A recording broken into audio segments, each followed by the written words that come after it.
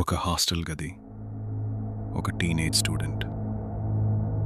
మరుసటి రోజు ఎగ్జామ్కి సిద్ధమవుతున్న రాత్రి.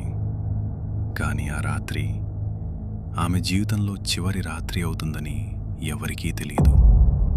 2007లో విజయవాడలో జరిగిన ఈ కేసు ఇప్పటికీ ఒక ప్రశ్నతోనే ముగుస్తుంది. ఆయేషా మీరాను నిజంగా చంపింది ఎవరు?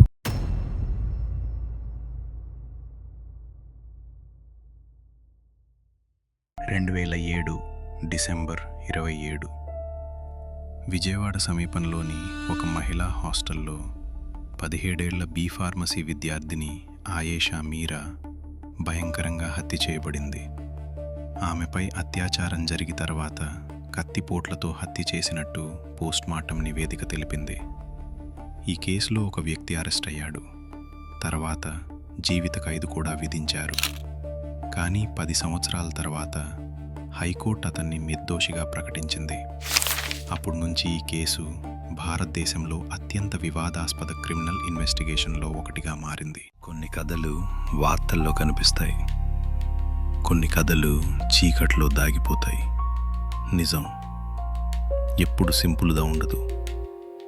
నగరాల వెనుక, మనుషుల కథల వెనుక మరొక చీకటి ప్రపంచం ఉంటుంది. ఆ కథలను వెలుగులోకి తీసుకువచ్చేది తెలుగు నోవార్. 2007 డిసెంబర్ 26 రాత్రి విజయవాడ సమీపంలోని ఇబ్రహీంపట్నం ప్రాంతంలో ఉన్న శ్రీ దుర్గా మహిళా హాస్టల్లో బి ఫార్మసీ చదువుతున్న 17 ఏళ్ల ఆయేషా మీరా తన గదిలో ఒంటరిగా ఉంది. ఆమె రూమ్మేట్ ఆ రోజు ఇంటికి వెళ్ళింది. అంటే ఆ రాత్రి ఆమె పూర్తిగా ఒంటరిగా ఉంది.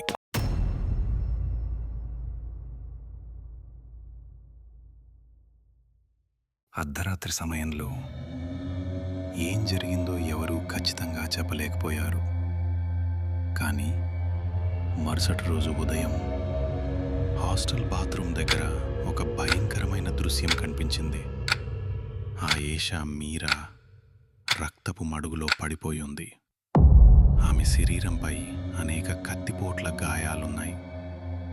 పోస్ట్మార్టం నివేదిక ప్రకారం ఆమెపై ముందుగా అత్యాచారం జరిగి తర్వాత హత్య చేశారు. ఈ వార్త బయటికి రావడంతో విజయవాడంతా షాక్లోకి వెళ్ళింది. కేసు స్థలంలో పోలీసులు ఒక లేఖను కూడా కనుగొన్నారు. ఆ లేఖలో ఇలా ఉంది: నా ప్రేమను తిరస్కరించినందుకే నేనామెను చంపాను అని రాసింది. కానీ పోలీసులు త్వరలోనే ఆ లేఖపై కూడా అనుమానం వ్యక్తం చేశారు. 2008లో పోలీసులు పిడతల సత్యంబాబు అనే వ్యక్తిని ప్రధాన నిందితుడిగా అరెస్ట్ చేశారు. 2010లో విజయవాడ కోర్టు అతనికి జీవిత ఖైదు విధించింది. కానీ కథ అక్కడితో ముగియలేదు. 2017లో హైదరాబాద్ హైకోర్టు సత్యంబాబును నిర్దోషిగా ప్రకటించింది. కోర్టు వ్యాఖ్యానం ఏమిటంటే, ఇన్వెస్టిగేషన్లో తీవ్ర లోపాలున్నాయి. అతను తప్పుగా కేసులో ఇరికించబడ్డాడని కోర్టు వ్యాఖ్యానించింది. అతను దాదాపు 8 సంవత్సరాలు జైల్లో గడిపాడు. 2018లో హైదరాబాద్ హైకోర్టు ఈ కేసును సిబిఐకి అప్పగించింది.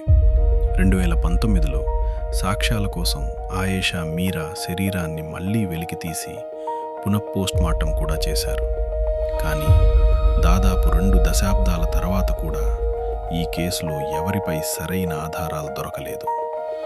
2026లో సిబిఐ తన తుది నివేదికలో ఎవరిపైనా కేసు కొనసాగించడానికి సాక్ష్యాలు లేవని తెలిపింది. ఒక యువతి, ఒక హాస్టల్ గది, ఒక భయంకరమైన నేరం. కానీ 19 సంవత్సరాల తర్వాత కూడా ఒకే ప్రశ్న మిగిలింది: ఆయేషా మీరాను నిజంగా చంపింది ఎవరు? ఈ కేసు భారతదేశంలో తప్పు దర్యాప్తు ఎంత ప్రమాదకరమో గుర్తు చేస్తుంది. ఒక కుటుంబం ఇప్పటికీ న్యాయం కోసం ఎదురుచూస్తోంది.